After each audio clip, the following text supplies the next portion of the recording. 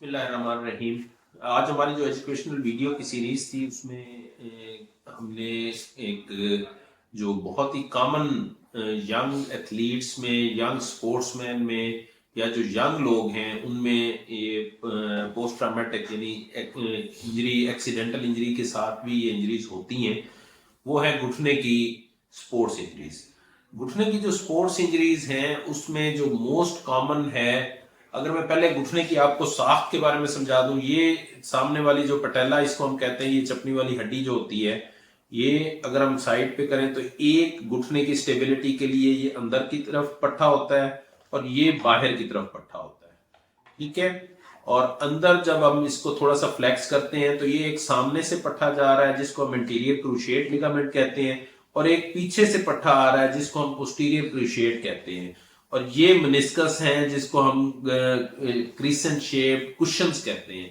ये अल्लाह ताला ने एक बड़ा एक कम्प्लेक्स सा एक सिस्टम बनाया हुआ है कि जिसमें anterior cruciate, posterior cruciate, medial collateral, lateral collateral और मेनिस्कस ये मिलके एक नी जॉइंट को क्रिएट करते हैं, जो कि one of the most stable joint of the body ये कहा जा सकता है, ठीक है। इसमें जो मोस्ट कॉमन इंजरीज हमारे पास स्पोर्ट्स के बाद प्रेजेंट करती हैं वो एसीएल और पीसीएल यानी एंटीरियर क्रूशिएट लिगामेंट और पोस्टीरियर क्रूशिएट लिगामेंट की इंजरीज होती हैं, और उनके साथ एसोसिएटेड मीडियल या लैटरल कोलैटरल्स की इंजरी बड़ी कॉमनली ही उसमें मौजूद होती हैं, कि जिसमें हमने जब हम ट्रीटमेंट के लिए जाते हैं तो उनको भी एड्रेस करना जरूरी होता है।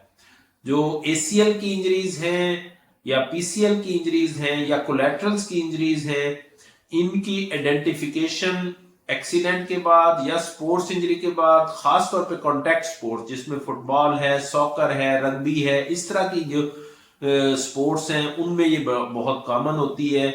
और मेनिस्कल इंजरीज जो हैं वो ट्विस्टिंग स्पोर्ट्स के साथ, जैसे कोई स्क्वाश खेलता है या बैडमिंटन खेलता है तो उनमें मेनिस्कल इंजरीज बहुत कॉमनली होती है। अब जब हम इनको कैटेगराइज कर लेते हैं, क्लिनिकली एग्जामिन कर लेते हैं, तो फिर उसके बाद मरहला आता है कि अब इनकी डॉक्यूमेंटेड या जिसे हम कहते हैं कि ऑब्जेक्टिव फाइंडिंग्स हमारे पास होनी जरूरी है। उसके लिए जो बेस्ट इन्वेस्टिगेशन है वो एमआरआई की सूरत में हमें मिलती है, कि एमआरआई नी प्लेन जिसमें हमने कोई डाई इंजेक्ट नहीं करना, उससे हमने फाइंडिंग्स लेनी है। और जो पहला एमआरआई है स्पोर्ट्स इंजरी के बाद वो 3 वीक्स पे हमें करवाना होता है।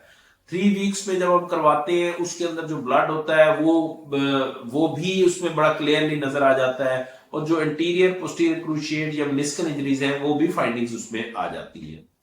डायग्नोसिस के बाद हम आगे चलते हैं तो उसमें ट्रीटमेंट ऑप्शन आ जाते हैं। ट्रीटमेंट ऑप्शंस में जो सबसे बेस्ट ट्रीटमेंट ऑप्शन है वो आर्थोस्कोपी है।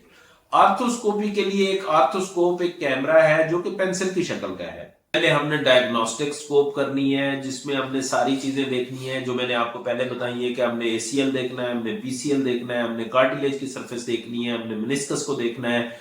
जब हम एक दफा डायग्नोस्टिक कर लेते हैं, अपनी फाइंडिंग्स हम कंफर्म कर लेते हैं, तो फिर उसके बाद उनकी ट्रीटमेंट का ऑप्शन आता है।